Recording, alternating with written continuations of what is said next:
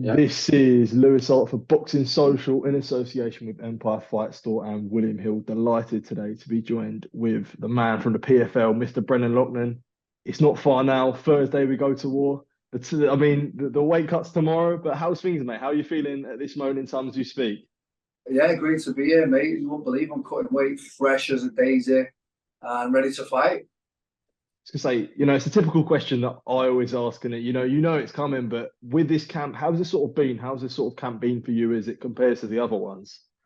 Great, man. I just feel like I'm a seasoned veteran out here now, and I just feel like these camps are just smooth, and I enjoy the whole process now. And I take it all in, and signing posters, do media, and it's all just comes part of the job. I really enjoy it. When you look at this part of your career, and you look after winning the tournament last year, have you seen there's been a switch in your mentality, would you say? Has there much been changed? Like now, you've achieved a massive goal. Would you say there's been a switch in the mentality? Yeah, for sure. Massive switch. As soon as you become a champion, you get 30% better. I think Teddy Atlas said it and he was 100% right. I just feel confident. Feel like I'm the top dog round here now.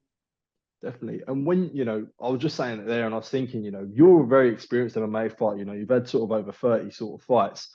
When you look at it now, do you say that this is the best time in your career that you've possibly had in the best shape of your career? Yeah, 100%. Yeah, it took me to become a champion to really believe that I was capable of doing these things. And since I got that belt, life changed and I grew with the belt and feel like, well, on my way to my second, and then it's real legacy time. Then 2 belts, 4. It takes 8 fights to win 2 PFL belts. You have to win 8 fights consecutive. And how many people can do that? Definitely. And what would you say you attribute it down to? Would you say the experience over your career, sort of would you attribute it down to experience, making mistakes and learning from all these sorts of things? Yeah, exactly. Mistakes early in my career, evolving with the sport, and I think just how much I want it. I'm immersed in it. You know what I mean? I don't do anything else. This is my job. This is my life. How much would you say you've learned from mistakes, and how important would you emphasis on that for yourself? Where it's not always been the easiest road for you; it's been a hard road, but you've learned from all that. And how much is that important for you? Very important, very very important. And I feel like all the lumps along the way. This was how my story was meant to be written. There was times that I didn't believe that it would. I was getting old. I was like 30, well, 32 before I won that belt. And it's like, is this going to happen? Like. So close now to people like usually stop around mid-30s, and it just took me longer than others. And if there's anything to take from my story, it's never give up. I was going to say, you talk about there and the patience of the whole sport and knowing it's your time. How important is it that you believe in yourself and you bet in yourself when things aren't always going your way?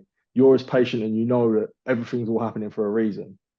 Nah, I didn't like. That's easy to say, but time was running out, and it was like now or never. And it's just the universe aligned with the opportunity and my age and experience. Everything came together at the right time, just like it was supposed to. Definitely. One thing I always sort of wanted to talk to you about, and it's it happened sort of your career. You talk about the setbacks, obviously the stuff of the contender series, and learning from the setbacks and pushing yourself from them. How important would you say that you've learned from all the setbacks that you've had in your career, not just in your career, but just in life in general? Would you say? Yeah, loads of setbacks. Dana was a big one just because that was where I wanted to be. That was my life goal. And it didn't work out there. And I had to rewrite my whole career. But, they say one door closes, another opens. The best door in the world opened straight after it.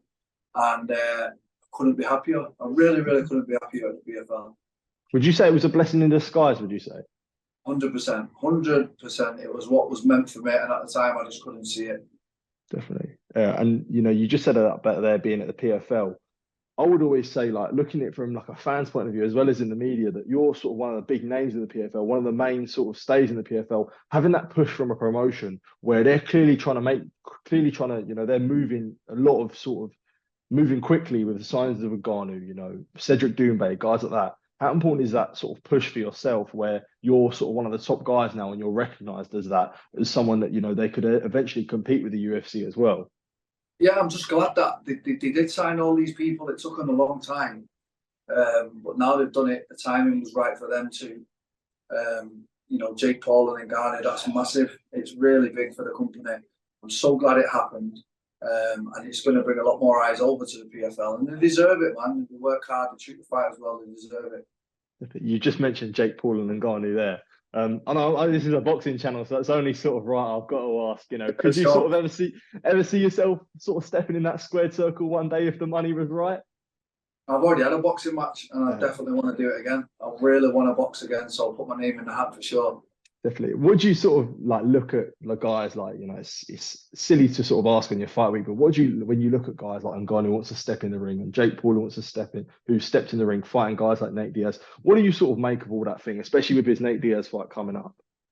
Well, listen, on to me, I train at Joe Gallagher's gym with of course. Quig, Andy Crawler, and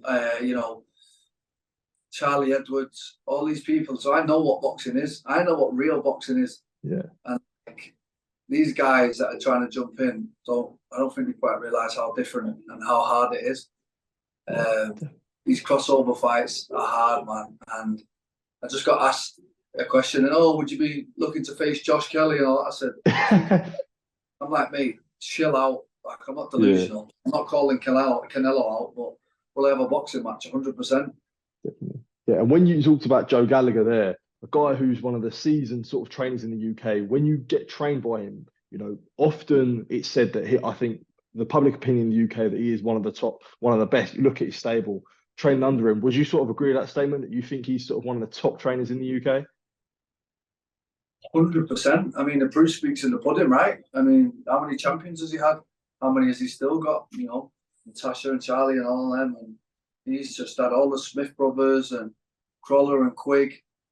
Guy's a legend. I love training at Joe's gym. He's a great fella and he deserves everything. And I'm glad that he's back in Champs Camp in my side because that's where it all started. Yeah, 100%. And we talked about earlier about your mentality switching. And you said since you become the champion, your mentality switch. Would you say that's from a sense where I feel like I've got a target on my back now and, people are trying to take what I've got? Would you say your mentality switch in that way where you've got a lot more to fight for now? Yeah, 100%. Everybody, listen, I'm walking around here. Everybody's looking at me like I want to fuck you up. Little do they know, I want to fuck them up too. So yeah, there's no target on my back. I've got targets on all of them. Definitely. And, we talked about PFL there and the push that they're trying to make. Not only are they trying to make a push as a global brand, but they're especially trying to make a push as a sort of a European brand. Be in the face of that, winning the tournament, where you look at how far MMA has sort of exploded in Europe. You sort of, when you look at when you first started in MMA, is it incredible to see the heights that it's at now, where you see guys like yourself who's a champion, Leon Edwards who's a champion? Is it sort of incredible to sort of see those sort of things?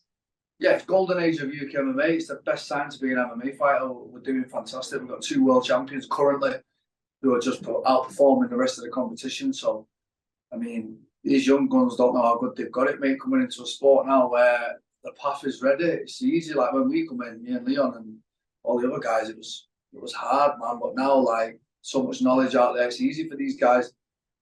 Definitely. And sort of, I'm going to finish this question on sort of a bit of a fun one, a little bit putting you on the spot here. Let's go. Talking about Leon, he just sort of put an Instagram question out where he said the top 3 greatest British MMA fighters. So putting you on the spot here, if you could think on the spot, your top 3 greatest MMA fighters from Britain, sort of all ages, what are you going for? Okay, good question. Bisping number 1. Yeah. Let me pick him. Let me pick this sensibly. Yeah. Friends. I'd say Bisping number 1. Number 2. I've got to put Ross Pearson in there. It's 30 years. 100, mate. Honestly, he's always the one that gets overlooked. So I'm like, you've got to put Ross Pearson in there, man. 100%. Ross Pearson's in my corner for this fight, and Ross, sick, yeah. Absolute OG. Yeah. Number 3, got to go with Darren Till. Why not? Yeah, fair enough. Top 3. I'll tell you what, Dan Hardy's not going to like that. Oh shit. Dan Hardy, sorry. Let's go to 5.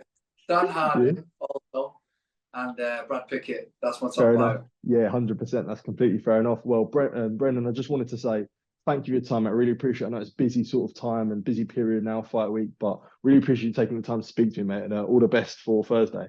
Appreciate it. Thanks for your time. Thank you, mate. Cheers.